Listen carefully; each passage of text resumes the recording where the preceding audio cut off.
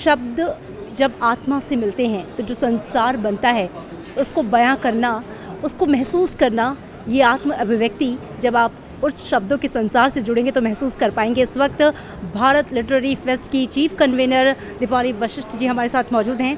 स्वागत है आपका संसद टीवी में।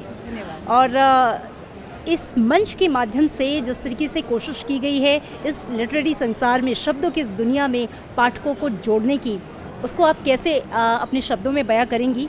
और साथ ही जो आपका बैकग्राउंड है, लीगल बैकग्राउंड, इस तरफ आपका रुझान, इसके पीछे की क्या ख़ास वजह है?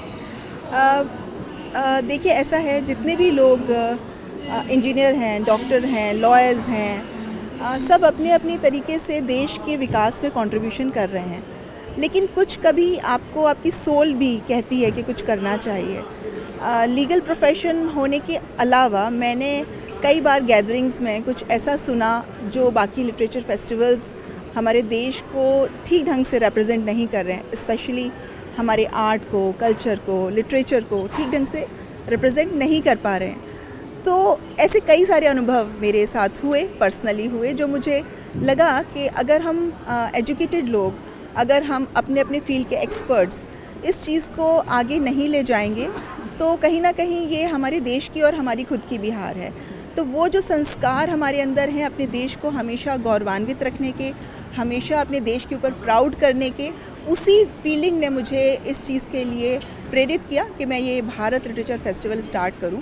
और इसकी थीम भी यही है कि हमारे देश की जो डाइवर्सिटी है, जिस वजह से हम, इस डाइवर्सिटी की वजह से हम यूनाइटेड भी हैं, तो इस डाइवर्सिटी को हम कैसे प्रोजेक्ट करें। स्पेशली जो यंगर जनरेशन है, जो युवा हैं, जो पढ़ाई से, जो बुक्स से, जो अच्छी किताबों से, जो रीडिंग कल्चर से दूर होते जा रहे हैं, उनको हम एक तरीके से स्टोरी टेलिंग के माध्यम से किताबों से दोबारा जोड़ें और सबसे इम्पॉर्टेंट है अपने देश की विरासत को समझाने के लिए उनको प्रेरित करें। भारत लिटरेरी फेस्ट का जो विज़न है या जो मिशन है, आने वाले समय में किस तरह के मंच आप, खासकर यूथ जनरेशन की आपने बात की है, प्रदान करने जा रही हैं? थोड़ा फ्यूचरिस्टिक विज़न में चाहूँगी आप हमारे साथ शेयर करें। Futuristic vision completely younger generation को केंद्रित करके है। हमने जो शुरुआत की थी वो दिल्ली यूनिवर्सिटी से की थी और new Delhi world book fair में भी हम पिछली बार आए थे। पुणे में हम अभी गए थे, वहाँ पर हमने बहुत ही भव्य तरीके से लिटरेचर फेस्टिवल का आयोजन किया, जिसमें हमने शिवाजी महाराज से लेकर के जितने भी छोटे छोटे कनेक्शंस हैं, एनेक्डोट्स हैं, वो सब जोड़ने की कोशिश की थी। हर क्षेत्र के जो मीडिया, आर्ट, कल्चर, स्पिरिचुअलिटी, सब तरफ से जहाँ जहाँ हमारे छोटे छोटे डॉट्स जुड़े हैं भारत को लेकर के, हमने सबको प्रोजेक्ट करा था।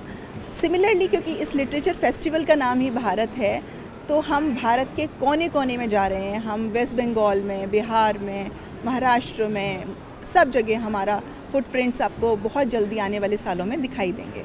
ये वो देश है जिसे विश्व गुरु कहा जाता रहा है। ज्ञान की जो शुरुआत है वो कश्मीर की चोटी से शुरुआती दौर में अगर हम बहुत पीछे जाएं तो पता चलता है कि पूरी दुनिया को ज्ञान का अथाह सागर जो है वो भारत की ओर से ही मिला है। ऐसे में आज भारतीय साहित्य की अगर हम बात करें, इंटरनेशनल परिदृश्य में उसको और प्रसारित किए जाने के लिए आपकी तरफ से क्या लगता है, क्या कोशिशें किए जानी चाहिए और यंग पार्टिसिपेशन इसमें कितना ज़रूरी है? यंग पार्टिसिपेशन बहुत ज़्यादा ज़रूरी है। जब यूथ अपने जैसे यूथ को देखता है, मंच पर देखता है, पर्दे पर देखता है, तो वो एक इन्फेक्शियस चीज़ होती है।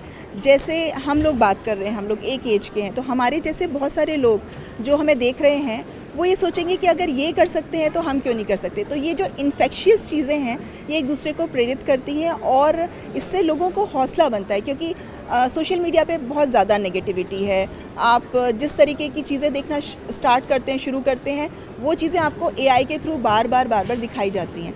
तो ये आपके अपने ऊपर है और ये संबल भी आपको खुद से मिलता है। और जहाँ तक आपने कश्मीर से शुरू किया, तो कश्मीर तो कनिष्क का देश है। हमारी जो मैं कश्मीर जब गई तो वहाँ पर कुछ मंदिर टूटे हुए भग्नावशेष उनके देखे, जो बहुत ज़्यादा अंदर आपको आहत करता है कि ये चीज़ें रिवाइवल की तरफ जानी चाहिए।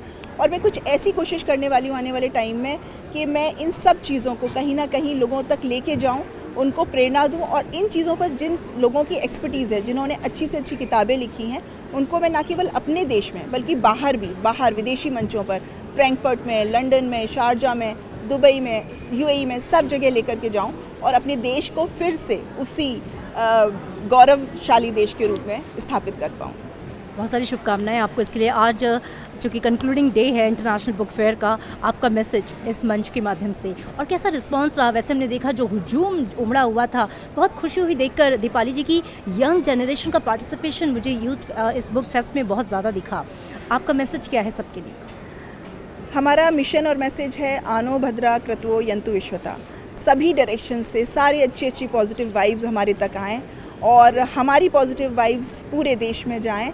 और युवा पार्टिसिपेशन के लिए मैं बहुत अंदर से आनंदित और आह्लादित हूँ, क्योंकि मुझे यही चीज़ चाहिए थी, मुझे यही युवाओं का पार्टिसिपेशन चाहिए था। और जिस तरह से उन्होंने अपना पूरा सहयोग दिया और उनकी जो उल्लास उमंग था वो हमने सबने देखा।